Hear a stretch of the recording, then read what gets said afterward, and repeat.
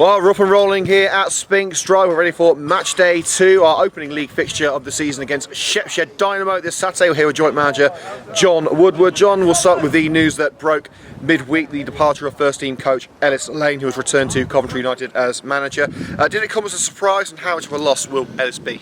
Yes, firstly when I think Joey Fletcher, the chairman, rang me 4:30 to sort of say, "Oh, have you heard what's happened at Cov United? And another chairman, another management loss."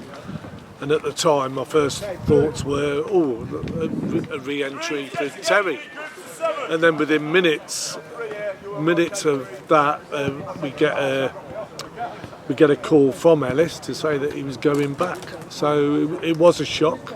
Tuesday was we were a bit in turmoil because he was obviously going to run the session that night. So it is a big loss because Ellis had made a big impact with us all, from during pre-season. So yeah.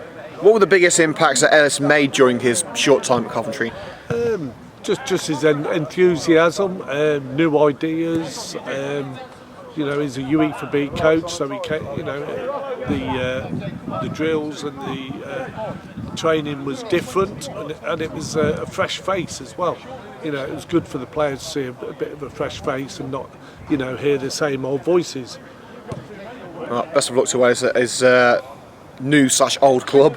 It's been 5 days since a relatively underwhelming start to the new season with the defeat to Ashby Ivanhoe in the FA Cup. Now you've had a chance to watch the footage back for yourself. Have you and your coaching team discovered what went wrong that day? Yeah, it was very, very disappointing. I think we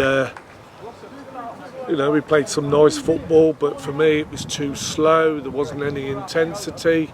They got lots of men behind the ball, and because we didn't have that, zipping it about a bit quicker, we weren't able to really break them down. A few chances came our way and we didn't take them. Some very good chances that we should have been more clinical in front of goal. And then towards the end, you could kind of sense what was going to happen, I suppose. We've let in a poor goal, and I chatted to Keelan on Tuesday that goals like that are no longer acceptable in no uncertain terms, and he understood. Well, as you say, one of the greatest issues of that game, and indeed the closing weeks of last season, was the lack of goals, the lack of goal-scoring opportunities. The loss of Matty Shipman obviously doesn't help matters, but there are goal scorers in this team. Is a boost of confidence needed in front of goal, or is there another issue at play? Yeah, Andre Williams has come in with a good goal scoring record from Leicester Road. He had 2 weeks holiday and came back Saturday morning, so maybe that was a game that came a bit too early for him. But I've got full confidence in Andre to be a good player for us. It's scoring goals. Last year were hard to come by, when we had Shippo. So it's a tough level, and you've got to find a way. Yeah, we want to be more profitable, in the goal scoring areas. We want to play better football, which I think we are this year. But we've got to be punished teams.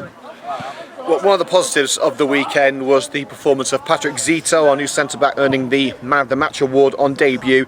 That was his first Sphinx start all you had hoped for? Yeah, Patrick, I watched him a lot last year with Quorn, and he was one of the first targets towards the end of the season, because I know he wasn't playing there as much, and he's a Coventry lad and we're on his doorstep. So yeah, I think it was a good signing, young lad, 21, and hopefully with a good future with us.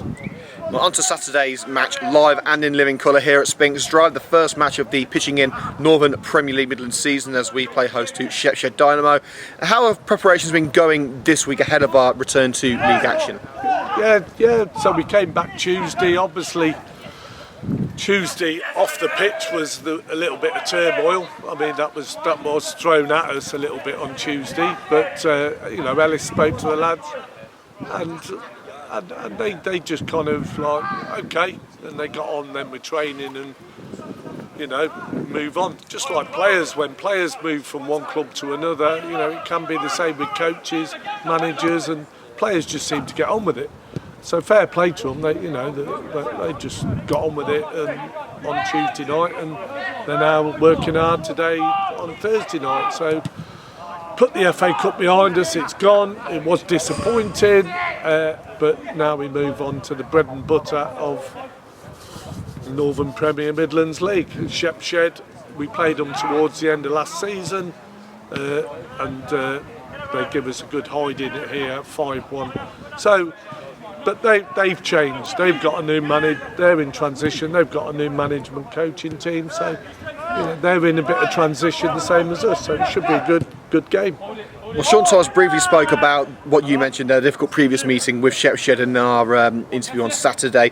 And as you mentioned, there have been changes at management level and a whole host of new faces brought in at Butthole Lane over the summer. What are you expecting to see from this new look Shepshed team? I don't know. I know he's took a few possibly from Loughborough Dynamo, but not as many as I thought. So I know he's took Connor Fury, and knowing the two ex-Loughborough managers, they'll play football. So it should be, you know, it should be a good game on Saturday. And finally, as we start our second season in the Northern Premier League, there are new teams entering the fray from opposite directions, likes of Racing Club Warwick, Wellingborough, Long Eaton, and there's the small matter of 4 relegation places to avoid. Would you say this year's division is a tougher task than last year's, and what will Sphinx have to do to stay clear of that drop zone? I think we'd like to get points on the board at an early stage. Wins breeds confidence. And it's just getting that first 3 points. It'd be a tough league again, but I think your big spenders of Harbour and Spalding were probably always going to finish on the top 2 places. So this year might be a bit more of an even playing field, although again I think there's some clubs that have been throwing a lot of money around again. So yeah, it's going to be hard. We're under no illusion that it's not going to be hard, but you know, I think we'll play more football this year and be a bit more attractive to watch. Well, let's hope it's an attractive game on Saturday against Shepshed. Woody, thanks for your time. Thank you very much.